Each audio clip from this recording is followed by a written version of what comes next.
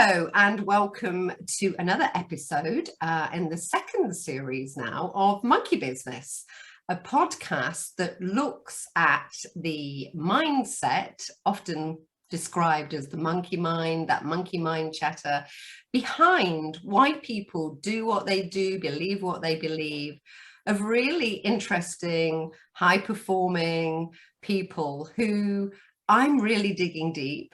I'm Rosalind Palmer, and I'm a therapist and a coach, and I'm digging deep to really understand why they think what they think and do what they do. And who better than the rather wonderful Tosh Brittan, who is my guest today. Hello, Tosh. Hello, Rosalind. Lovely to be here, and thank you for having me on the podcast.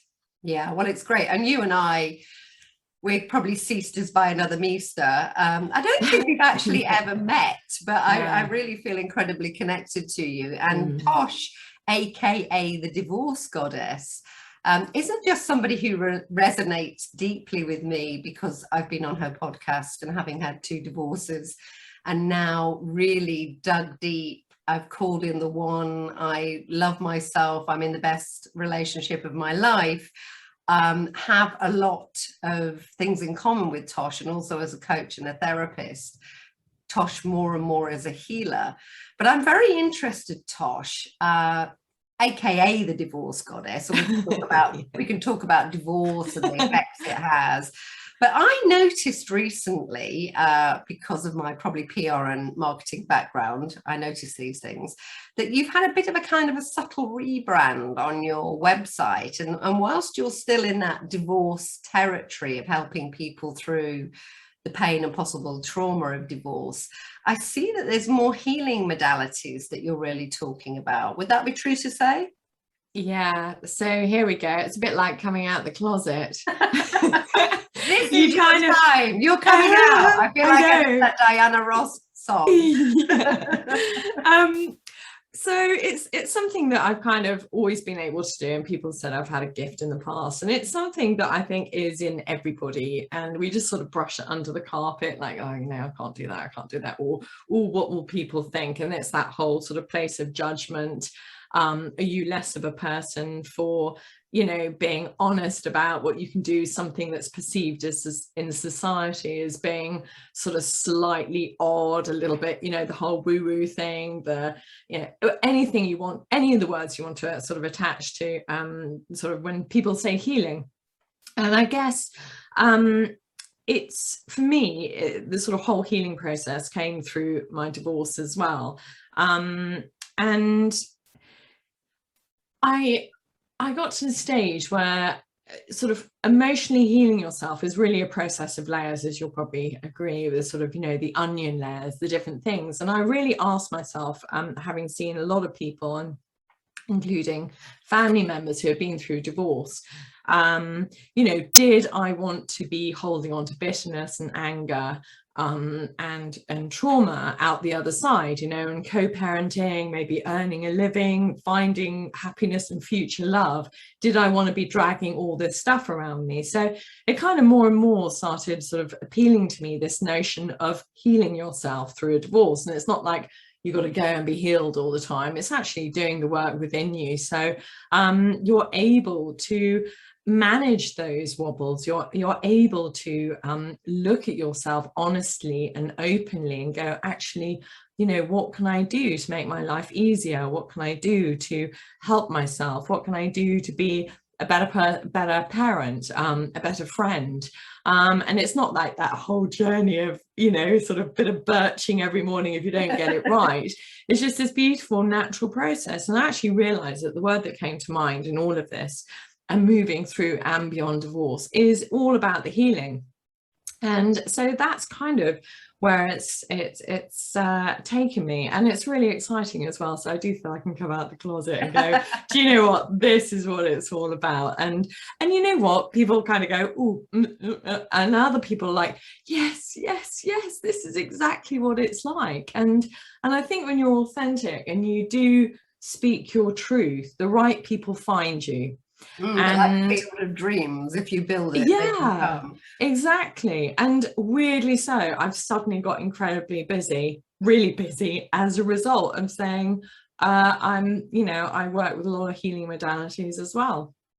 I want to come back in a short while to what that involves, because I'm sure a lot of people listening to this go, yeah, I know I feel in pain, I know I feel broken, but how does that work? Because they understand the concept of healing, allopathically, being given a tablet or a sticking plaster, but they maybe don't understand the process or concept of healing, those layers within. So I want to come back to that. But before we do that, you've said something that really resonated with me, and I want to just dig a bit deeper into that. So I know many coaches, I know many therapists, I know many life coaches, and I would put myself in that territory, who have always been more nuanced than they maybe show.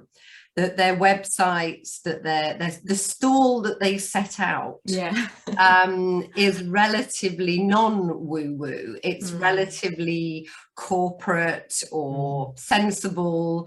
I am trained in X, Y, and Z. I am a life coach. I am a RTT and clinical hypnotherapist. I can help you with these things. And then when people work with you or are attracted to you energetically in some way, because I get that a lot. Oh, I came across your website and it spoke to me, something resonated with me, that you were able to maybe bring that side of yourself out more. Like you say, that's almost been hidden in the closet. And that's not to say that they're going to sign up for X and they're going to get Y. They're going to get X and a kind of a Brucey bonus, which is that you know that this is about energy, this is about maybe spirituality, this is about something that, you're right, they're not really spoken about because they make us seem a bit out there and a bit woo-woo and a bit strange. And I see this trend with quite a lot of other coaches and therapists and people I know who now feel more able to at least talk about the fact that actually sometimes what people need is that deeper healing. Do you think there's a whole movement going on? I mean, is that where we're at? Is there something bigger going on? Yeah, I mean, for me, I think if, nothing else, the last 18 months has taught us that nothing is in control. And actually, we don't know what's going to happen in our lives. We don't know what's going to happen in the world. Everything's incredibly unpredictable, as we've just found out yesterday. Yes, big time. And I just feel like enough of hiding, and it's just sort of conditioning, over the centuries, and to not talk about this, to not have, like, put a crystal out or something. Like, everybody's attracted to crystals. And I remember teaching mindfulness in the school, and at the end of the session, it was teenagers, and I got out this box of crystals and I said, right, this is my gift to you, take one home. And all these boys were picking up orange ones and pink ones, and obviously the pink one is about rosy quartz and self-love, and carnelian, which is about it's that lovely confidence, that gentle, like, strength. And I was like, wow, there's something going on here. And then I don't know, I just didn't want to hide. I just did not want my full store, you might want to cut this bit. I did not want my market stall out there with only half of what I had, which I felt was the real deal and the real important stuff hidden behind. Like, what was I afraid of? Yeah. Afraid of being judged by people who are not ready to understand more, to do more self-development, who are quite happily sitting in a place, which is fine, where they just want to carry on with their lives and they don't want anything else. But my question is, do you want to carry on, is it working for you? If it's working for you, great. But if it's not working for you, there is another layer out there in the world that is designed for you. And it's a very, there's nothing, it's just like normal. I mean, well, in my world it's normal, but once you get used to it, yeah, it is. I've suddenly been attracted recently to the Dilbert Principle again. I don't know if you remember the Dilbert Principle. It was this kind of satirical cartoon about the horrors of that awful corporate cubicle kind of work that went on in the 90s, I think, mostly, where people were in those terrible, I just watched The Matrix, actually, and at the beginning of The Matrix, he's in exactly that office, you know, where you're in one of those awful Hessian kind of cubicles, and that's your cubicle, and you maybe you can put a plant in there, but you know, you're not really allowed to make it individual, and you go from your box in home to kind of your box car to your box at work, and then you come home and you watch the box, and maybe you even get your dinner out of a box. And it I think it came to its zenith at that time, that we were very boxed. We had to be kind of in these boxes. And often I think what caused the dissonance and the upset was people were like, I didn't volunteer for these boxes, or when did I audition to go in them? And oh, there's other boxes available. So then people did amazing things like get divorced and go and live in the Bahamas like me, and walk on beaches and go, oh, another life is available. And you're saying, if I'm hearing you correctly, that given what's happened in the last 18 months or so, where maybe people literally couldn't go and find themselves up a mountain or on a beach or somewhere else because we just physically couldn't go. And there's been a growing polarity of views about pretty much everything that matters, I think is safe to say. That the boxes are coming down, and I suppose people are going, ooh, the structure I thought that held me in place and made me isn't there anymore. So you're saying it's already more nuanced, and people are probably more ready and broken open to going, well, how do you want it to be? Am I hearing that correct? Yeah, I mean, I just feel like, you know, the word that came up to me when you were talking about the boxes is, you know, people have just been functioning for so long, and there are these tiny little glimmers where we get where, you know, there might be, for example, a rainbow in the sky, and everyone goes, oh, look at the rainbow, you know, and then you feel that real joy. And I think for many people as well, I think those boxes have just been getting smaller and smaller and smaller, and people have been just wanting to break out of them but don't know how, because they've been in the boxes for so long, and they know there's something bigger outside the box. And then this comes back to my whole sort of thought around comfort zones, and actually so many people are actually living in their discomfort zone, because that is the place of fear, when actually the comfort zone is out of that. And it is where the magic happens. It's where, you know, we get to do the things, we get to find our courage, we step off that ledge, we actually go, do you know what I really want to hear about? You know, I really want to be able to look after myself better. I want to, you know, and who knows where healthcare systems and everything are going. And actually, it's about reconnecting to ourselves, getting to know how amazing you are, rather than just this, you know, person that goes from A to B every day with their head down on automatic pilot. You're bigger than that, and you've got more to bring to the world than just being another box person. And I think people are really feeling, you can tell I'm very passionate about this, but I think people are really feeling this need to go, actually, I don't want to be stuck in this job anymore. I don't want to be doing this 9 to 5 and pretending that's enough. What is enough? This is like your precious life. And again, the last 18 months have been, you know, if our lives have not been held up in front of us to go, do you know, what is precious and what is, you know, worth you living authentically and honestly, then I don't know what is. And I guess that's part of the whole process I've come through. It's like, well, you know what, nothing is in control, so just do what you do and talk about what you love, and don't be afraid. That's why I'm watching The Matrix. So you know, I mean, we would suggest if you haven't watched it for a while, go watch it. Well, because the new one's coming out, so I thought I'd watch the trilogy leading up to it, because it's been quite some time. And yeah, I mean, whatever your views are on that, it fundamentally at a kind of esoteric level, it's about smashing the matrix. It's about smashing what you think is reality.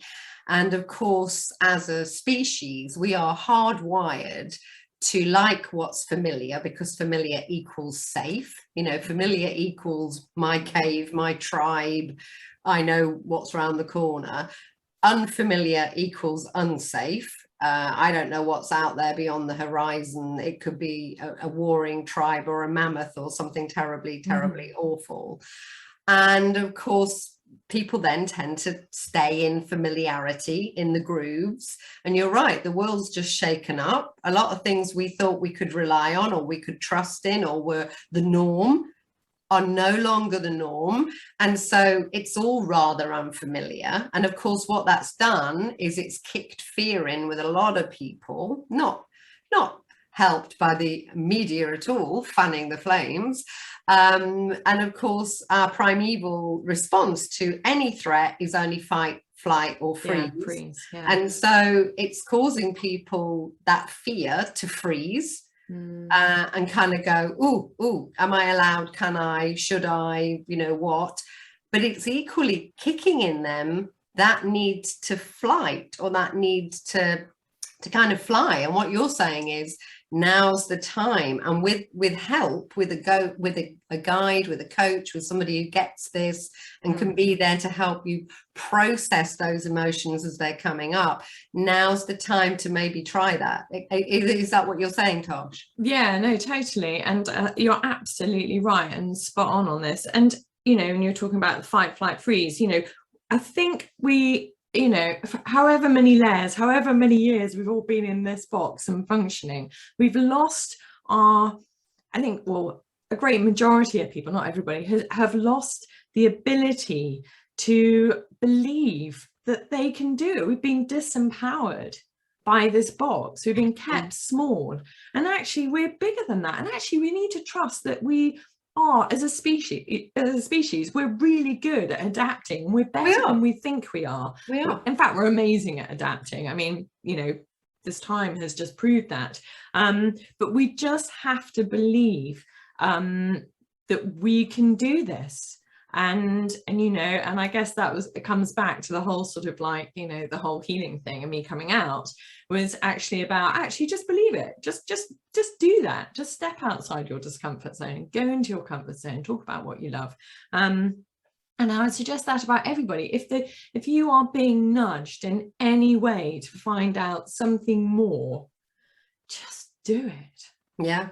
Now's the time. You're right, because those little, and I'm very visual, so I want people listening to visualize those Dilbert boxes coming away. They've come away for years because we've talked about better offices, better workplaces, better work-life balance, better self-awareness. Of course, you know, that has been happening for 20 years, but now it really is a time of going, look within, and is that working for you at all? But of course that is scary.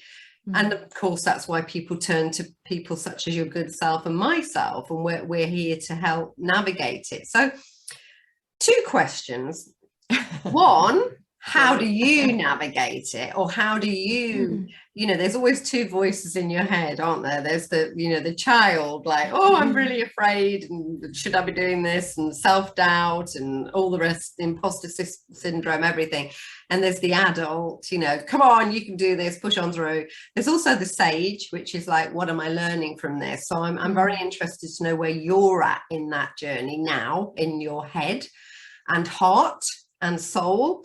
And also, I've noticed that more men are coming to me for therapy, for coaching, because I think as these paradigms shift and break, maybe women traditionally have talked about these things more, you know, I'm sure probably as the divorce goddess, you've predominantly had female clients. Women have connected with each other and come through difficult times in you know, in the way that they're programmed really to do so. And men, you know, haven't really had the luxury of talking about their feelings and dealing with this, but I'm really noticing that more and more of them now are on this journey. So the 2 questions are, 1, where are you at in your journey, and are you helping more men?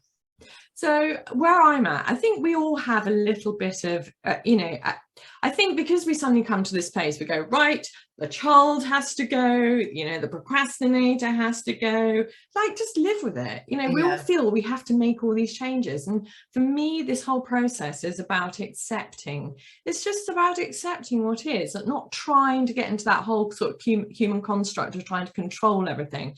And just to give you an analogy, we have this big sort of wide river, big, heavy flowing, after all this rain river, and we get in our boats, and we're so fearful of what might be around the corner in this river that we get our oars out and we start sort of rowing upstream, because we're fearful. And I think when we can get to that place, and I'm just going to share a bit as well about me, is like, I really had to get to that place. I was like 100 miles an hour person rowing upstream, exhausted, stressed, sort of hitting a wall, and then going, this is not sustainable anymore. Yeah. And I think this is a really kind of important, whether we're talking about sustainability of the planet, this is sustainability for ourselves as well.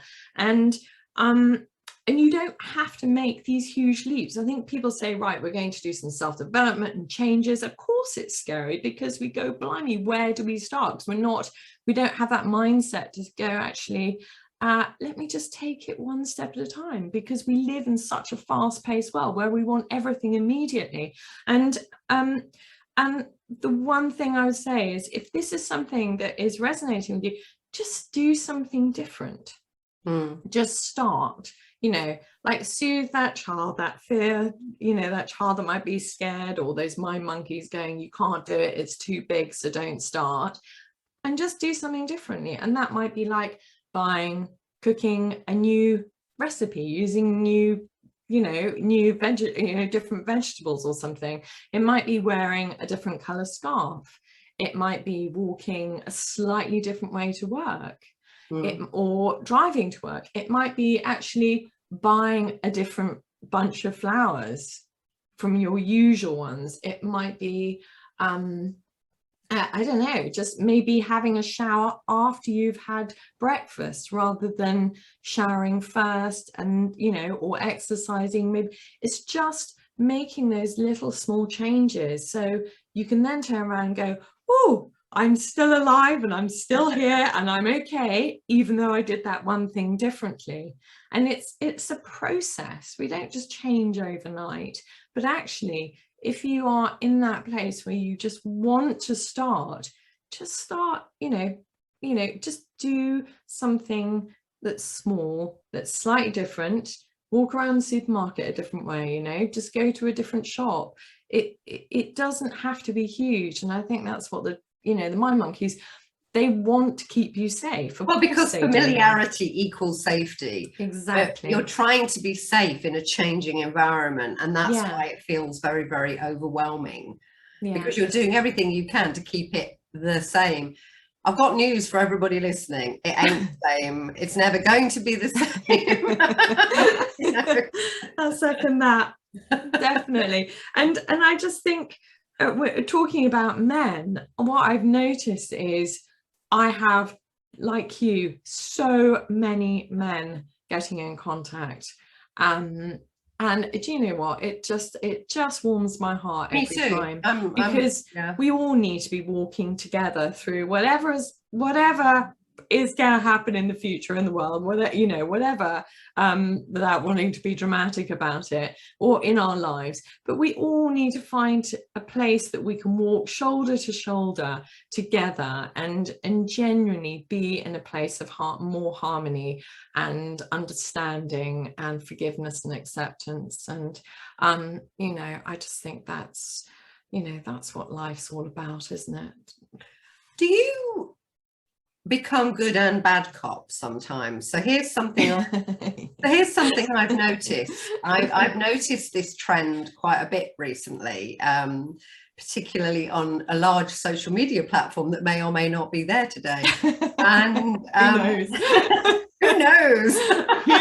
And I've noticed some quite evolved people, in fact, very evolved people, shall we say, behaving badly. Now, I don't mean behaving badly you know, maybe everything's just been too much. They've reached the edge of their forbearance. They've hit their boundary. They've sort of had a meltdown, or they've whatever, you know, they've behaved in such a way that they then come on and go, oh, well, that was my inner child, you know, that was my damaged inner child, and they need to be heard, they need to be healed, you know. And I saw one of them do this recently, and somebody put below on the comment, well, I think that was just you having a tantrum as a grown-up, actually.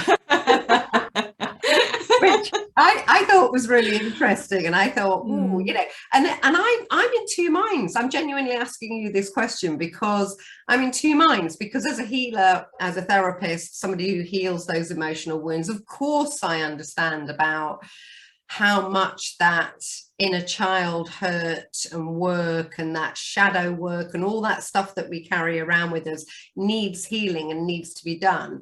But I suppose what I'm also saying is, when do you reach a point where you go, I can't play this as my get out of jail free card anymore? Does that question make sense? Yeah, no, I completely. And actually, it was really interesting. I had a client who had been abused. There was parental abuse. There was, you know, a husband, and she was sort of stuck in this whole sort of abuse cycle. And this is not to take anything away from what people feel, what they go through, what they experience in any way whatsoever. And she used to come, this is coming back to the healing thing, and she had been talking to people for many, many years about this. And that's not to say these weren't good people and they didn't do good work, and, you know, it didn't help her. But ultimately, she just kind of, you know, she actually came to see me for a healing session, and afterwards she was like, oh my God, I just feel amazing. Because we feel, I think, so much as humans, that we have to get it, we have to sort it all out ourselves. And when we're trusting we're the only ones that can do it. And actually, this sort of comes back to a bigger picture. You know, there's more out there to help us than we believe. And I guess that's sort of part of the coming out as well, that, you know, I'm an intuitive and I can channel as well. And I'm not scared of any of that. You know, when I was 31 years old, I actually died. And it was so weird. Somebody said, oh my God, you died. And I was like, oh yeah. And I've kind of forgotten about it, but I died. And I actually went up into that tunnel of light, which was, just let me just tell you now, there are no words to describe how beautiful it is in our human language. And I sort of came back. So I don't have a fear of death. I don't have a fear of anything that I don't, you know, that's, you know, and I just feel like, I just think we just need to explore other modalities of help. Yes, so it becomes a mind, body, soul experience. So and that child thing, coming back to that, everybody has stuff that happens in their lives as children, you know, some worse than others. There are some horrific stories of what people have endured and gone through. Oh, I have many as clients, trust me. And and you just think, oh my goodness me, I mean, really. But at some point we have to work, we can't take away the experience, but what actually we do is accept that it happened. It doesn't make the experience right, but it does make we can go, actually, so we can't take away what happened, but actually it's about working with that acceptance. What can I learn from that experience? Can I learn that actually I'm incredibly strong, I'm incredibly resilient? You know, how can I be a better person out of, you know, what I went through? How can I turn it to help people? I mean, there are a lot of people in this world at the moment are walking around going, what is my purpose? You know, look at what you went through, look at all the life experiences you have been through, and can you turn that round and use it to help other people on their journey, their life journey as well? And I just think how lovely that we can all help everybody through experiences. And I guess that's kind of what Divorce Goddess was about. Yeah, absolutely. And I hear you. So you're saying, don't make it your get out of jail free card because it's your story about why you can't do things, but actually work out what it's doing to you, work on healing that, and that might need more than just talking it through, because it's at such a deep emotional and probably cellular level, and so you maybe need healing in a deeper way to let it through, and then actually take strength from it and go, look what I've come through. I feel actually empowered by that, because you know I'm a warrior and I've come through. And you're owning your story, you're owning your life, which is, again, how empowering is that, to go, do you know what, I'm not defined by that, I'm not a victim. This was the foundations for me being this extraordinary person, this phoenix of my life. I nearly had a phoenix tattoo, you know, but then I love that. Well, I just decided it was a bit complicated. I looked at it, you know, some years ago when I had a tattoo, and so in the end, I sort of had a slight cop out and had a starfish instead. But I've got a starfish. Well, because you have a starfish tattoo. I have a starfish tattoo. Brilliant. So let me tell you my 3 reasons for having a starfish tattoo. One is I lived in the Bahamas and I used to see them nearly every day. So it was that was very life-changing time for me, because that's when I came through the divorce, the cancer, the loss, all the rest of my old story.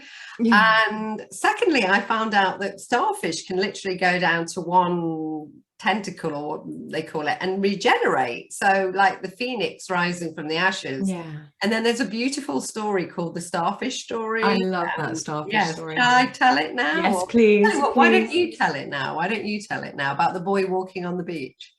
Okay, the boy's walking on the beach and there are hundreds and hundreds of starfish, and basically the boy is picking up all the starfish and he's throwing them back into the water, and this old man turns up and he says, listen, you know, what are you doing? You're never going to get all these starfish back in the water. And the boy turns around and says something like, you don't. The old man actually says to him, what's the point? Look how many there are. Picking them up one at a time and throwing them in won't make a difference. And the boy picks it up and throws it in, and he goes, well, it made a difference to that one. It's the most lovely and I love story. that. I love that. Well, I think that's probably a very good place to end. What an interesting chat. So I hope your coming out chat of where you're at and where you're at in your life and your healing and helping. I hope you enjoyed that. Very much. I mean, for me, it's liberating actually when you have that honesty chat with yourself, and you stop sort of fluffing around, trying to ignore the obvious. So it's good. It's amazing. One with yourself, isn't it? And I noticed, by the way, that we're both rocking that slightly berry-looking nail varnish. Look at it. Mulberry, apparently. This is mulberry. This one's called something like, you know, they all have names, and the woman told me it's called, I think, something like Rule Breaker or something. I thought, I like that. That's interesting. Yes, I love that. Well, I just suddenly thought, autumn nails. And you know, the thing is, I rarely wear it, so when it comes up, I go, oh, nice nails. And and that is what life's about. It's about the small things, you know. That's why I thought I'd mention it. Because we can be amazing therapists and coaches and women and still talk about our nail varnish. So there we go. I think that shows the balance we have in our lives. Thanks everybody to listening to this episode of Monkey Business, the podcast that really digs deep into the mindset, really the soul, I think, today of my guest. And it's been an absolute delight to be joined today with Tosh Brittan, aka the Divorce Goddess. But as you'll know from this conversation, so much more. Thank you, Tosh. Have an amazing day. Thank you so much. You too.